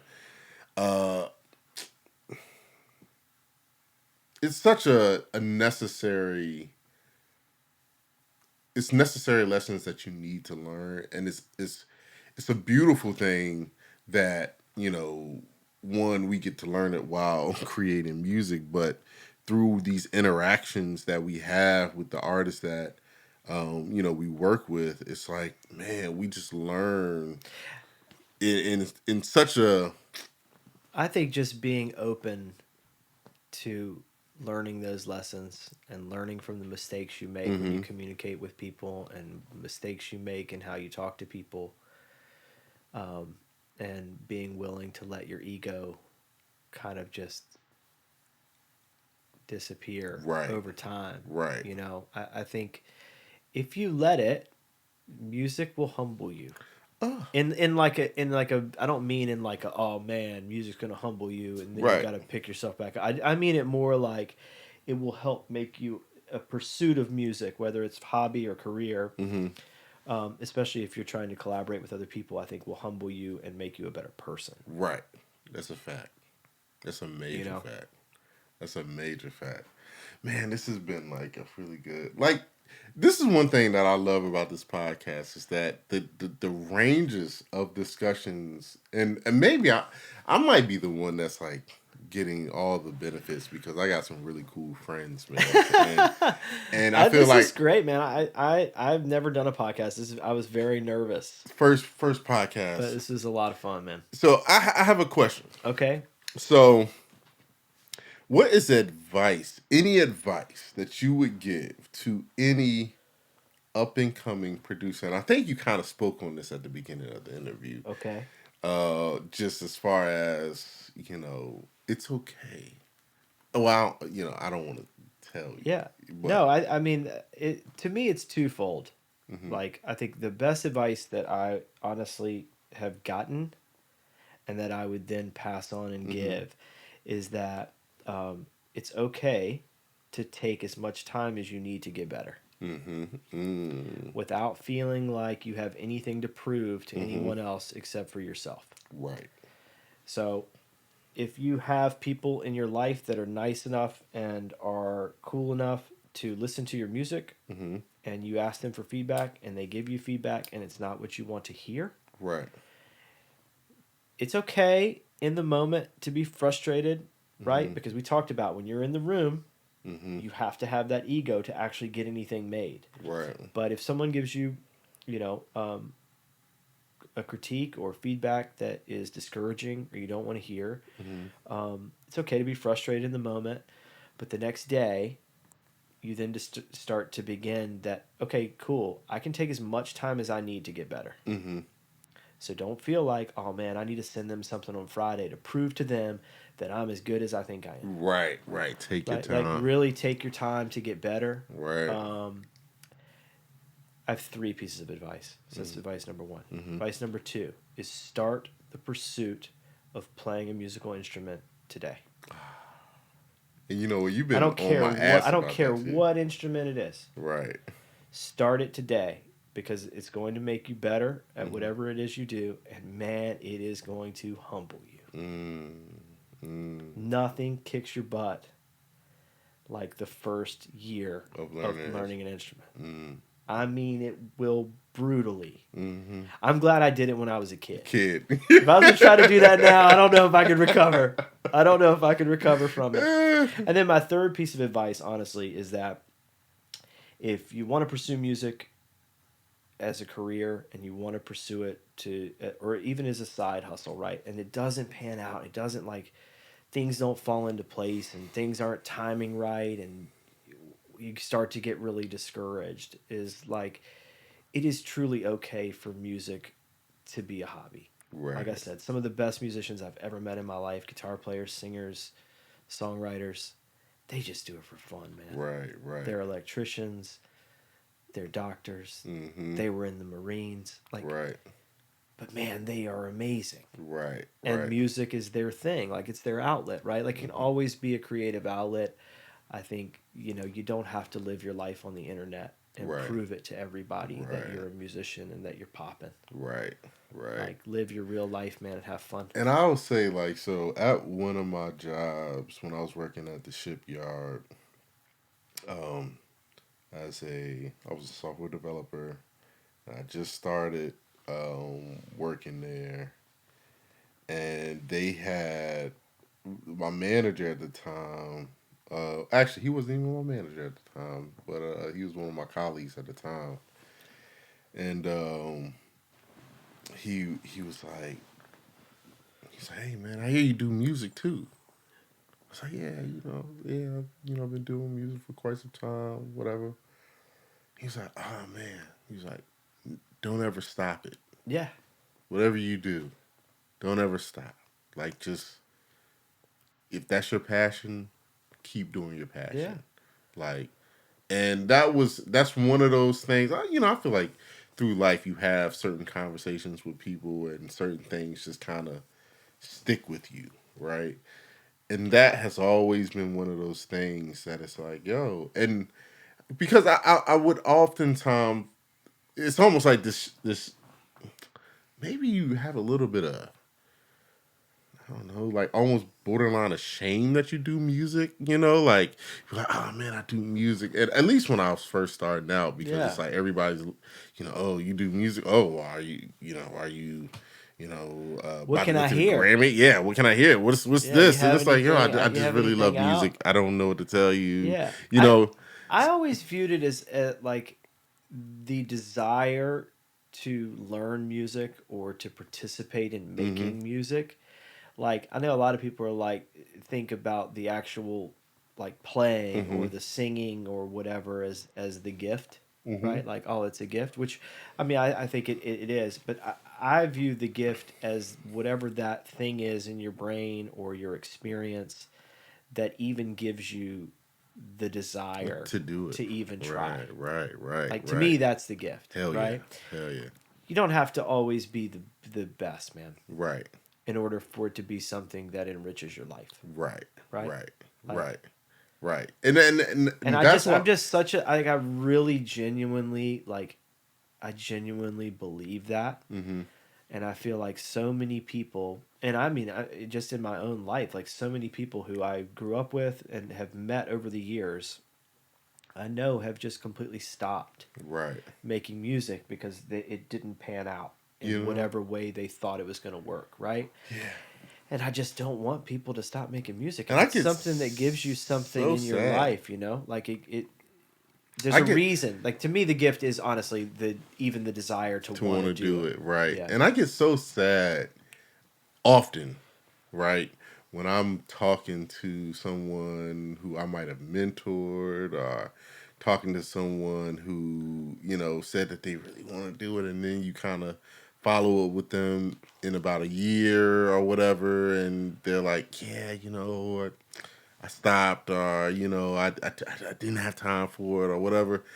I find myself, that is like, I'm not gonna say a pet peeve, because that wouldn't be a pet peeve, but it's just like, it hurts me, like, Yeah. like, because you really could do it. It's like, I mean, if you spend 30 minutes a day mm-hmm, for I mean, I feel this way about anything. You spend 30 minutes a day of focused time, you mm-hmm, can learn how to do pretty much anything. anything, And now it is like when I was learning how to play guitar, and that I think that for me was what when I really fell in love with music mm-hmm, is like, oh man, I can make music. right, I'm not right, I suck, but I can make it. right, Um, there was like I mean, this is telling my age, but there was no internet.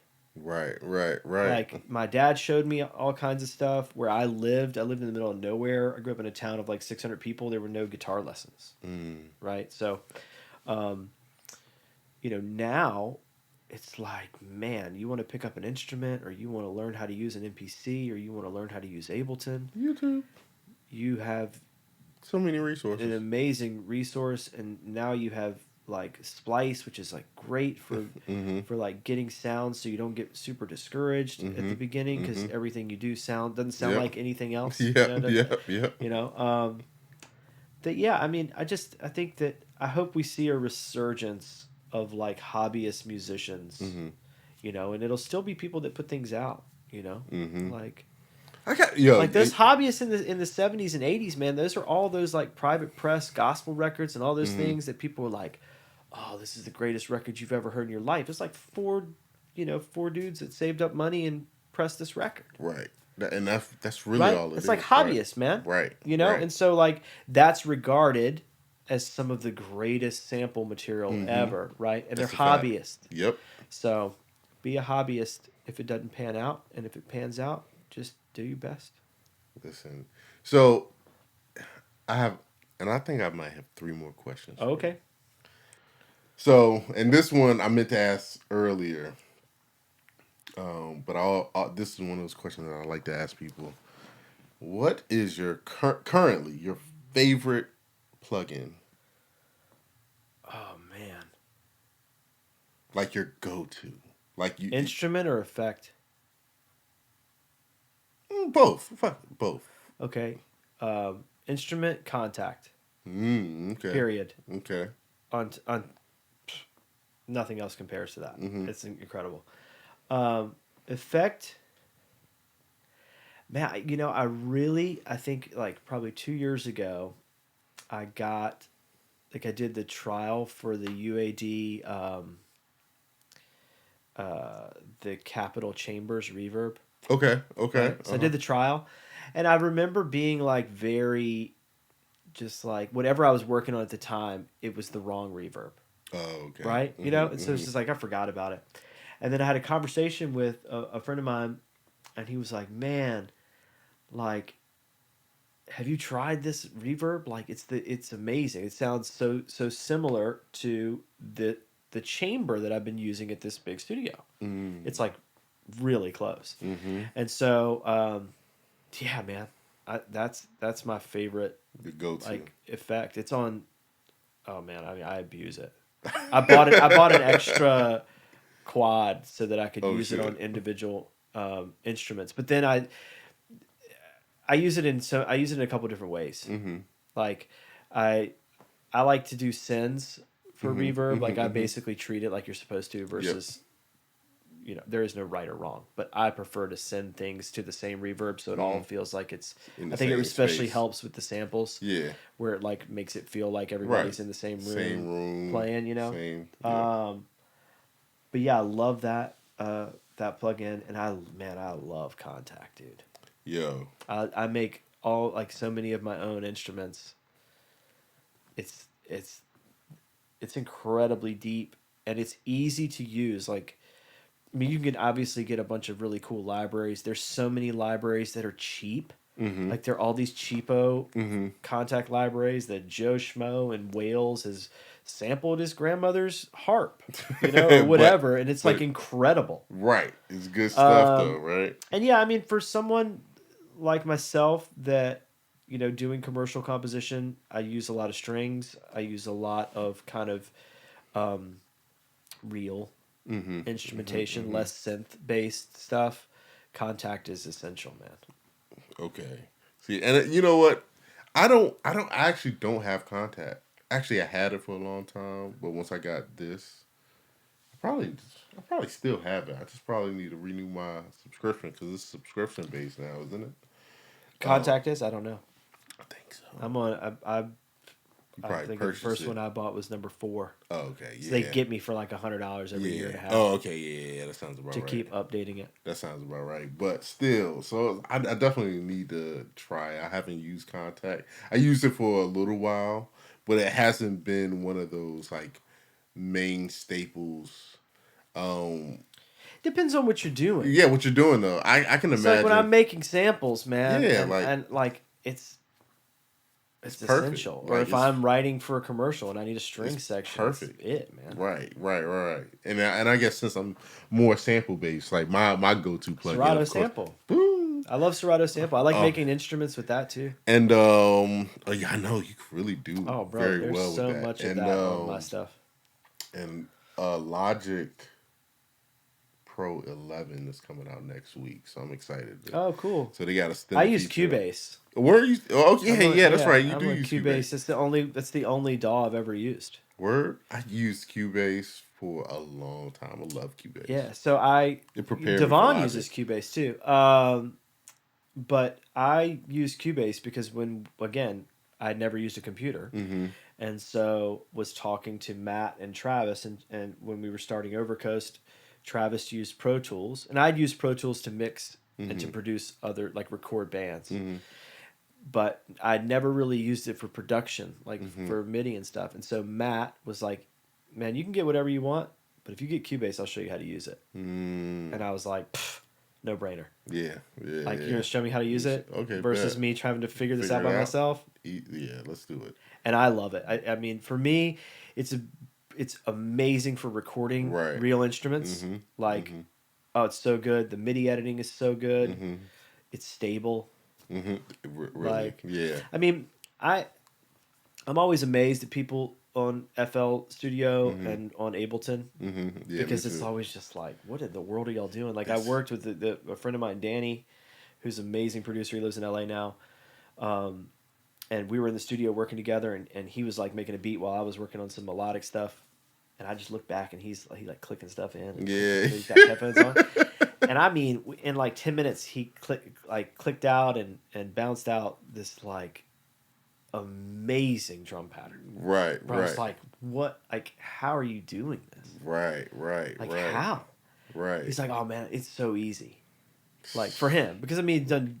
And he's on done 10 years FL. yeah. Okay. Yeah. Man. I mean, he's got like top 10 R&B records.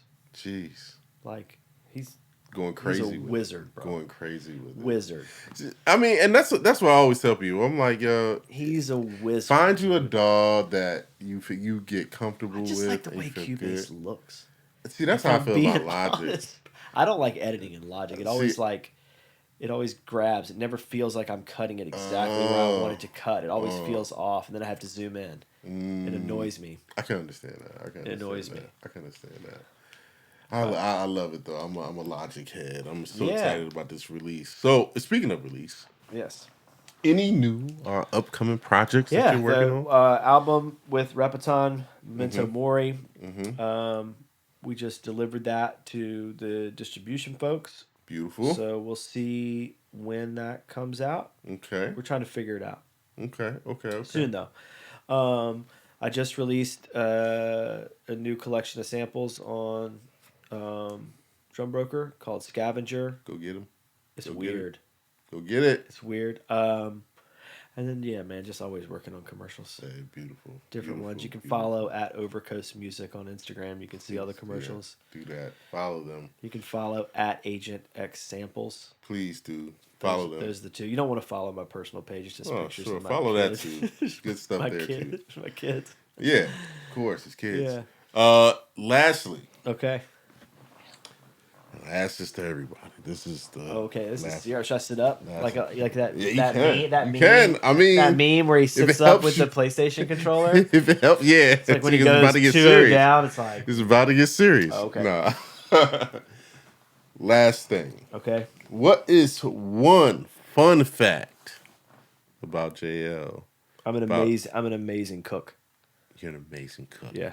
Oh, I'm an amazing cook too. Yeah. So let's have cook talk. Yeah.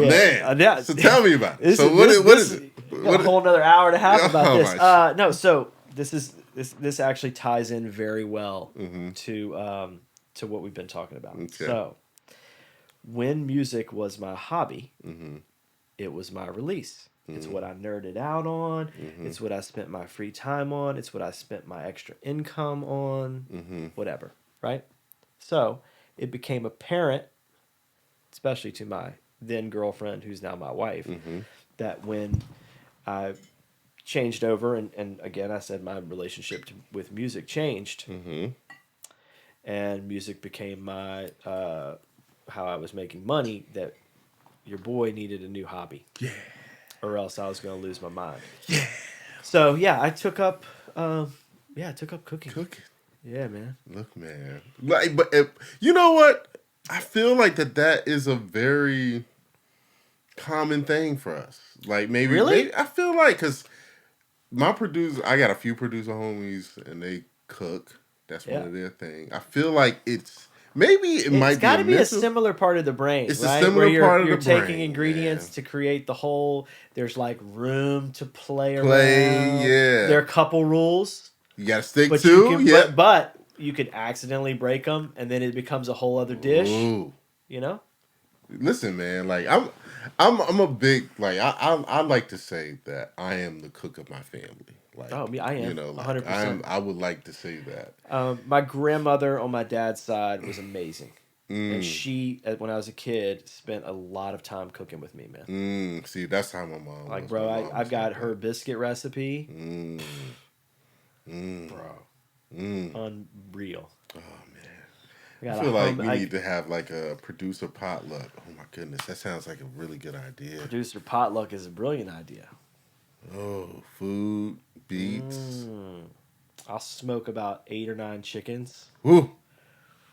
So I got a really nice smoker So back do there. I. I'll bring mine over, man. Oh my We can smoke goodness. for the whole community. Oh my goodness. I also have a my grandfather's like it's like a soup cauldron, like a cast Oh iron wow. cauldron. Uh-huh. So I think at some point Some I want to do gumbo. some like gumbo or Brunswick stew. I like the way you're thinking. You know, I like I like want the to way put you're that thinking. cauldron to use, I man. like the way you're Yeah, thinking. it's like 40 gallons. And it's probably flavored, like in It's season, a like a mug. it's probably like it's 110, 115 years old. Jesus. It's old. Yeah. Oh man, yeah, you gotta cook out of that, man. You gotta make something Got of to do that. something. Jeez, Yeah. Louise. Smoker is awesome though. I love the Oh smoker. man. But yeah, I think Look, that's a good fun fact. that's a hell of a good one. I'm Yeah. glad to know that. Like, Yeah. I mean, because I know you made hot sauce. Like, didn't you make your own Oh hot yeah. sauce?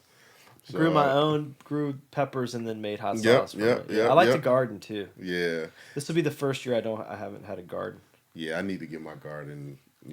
Next year, outside I'm of the planning house. on it. I'm gonna build this like I've got a whole plan to do Mm-hmm. like a tiered garden. Mm-hmm. I wanted to use the whole front yard at our house, and my wife shut it down. Oh, shut it down.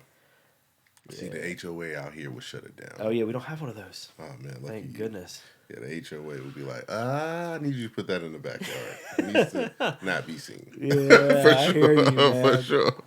Yeah, I don't play around. So look, man, Yeah.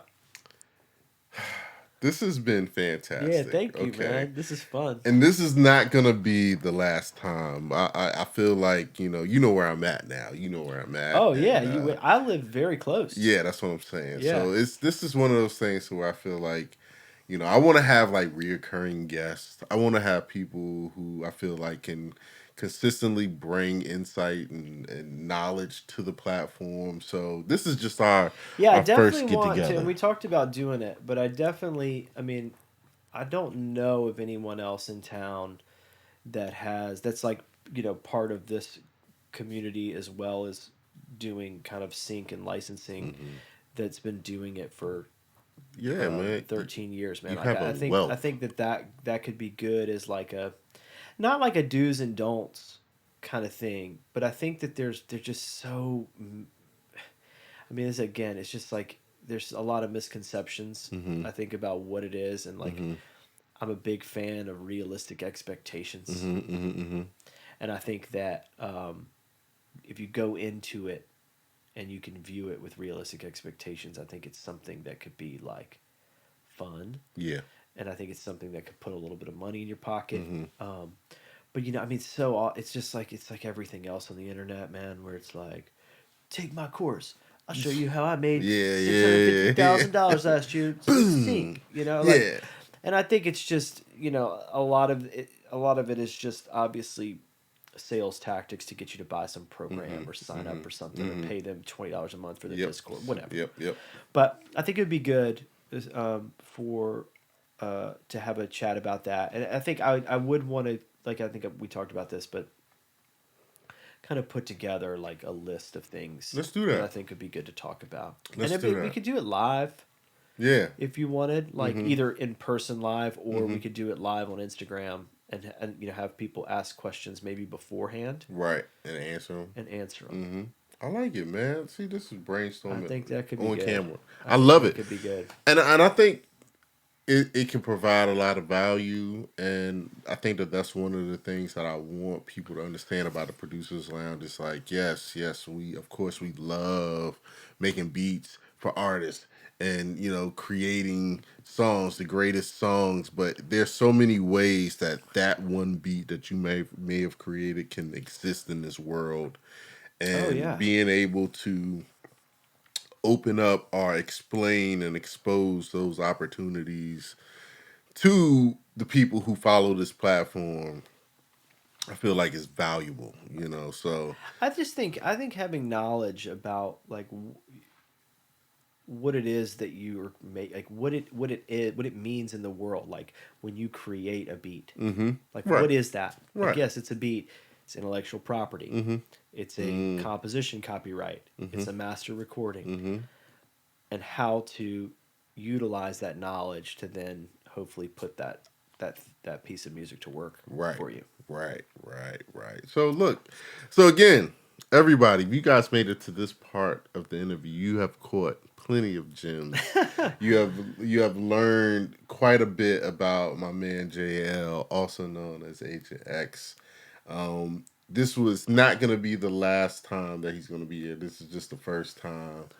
And please, again, I know you said your socials Yep. prior to. Please let them know your socials one At more time. the commercial company is at Overcoast Music, Mm-hmm. and then the samples is at Agent X Samples. Make sure y'all follow. And please make sure you follow the Producers Lounge. Again, this Yeah. has been another fantastic episode with my bro Yeah.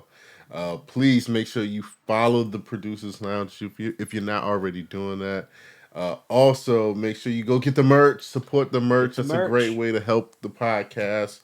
We're trying to continue to build this platform and grow this platform even further. So if you would like to be a part of that, please feel free to support us. If you want to send donations, or if you want to send, get merch, whatever the case may be, we got mixtapes, instrumental albums that you can get on Bandcamp. Whatever it is, please make sure you go check it out. Thank y'all so much for tuning in. I truly, truly, truly, truly appreciate it. Love is love. Peace, Yeah. peace, peace, Thanks, peace, man. peace.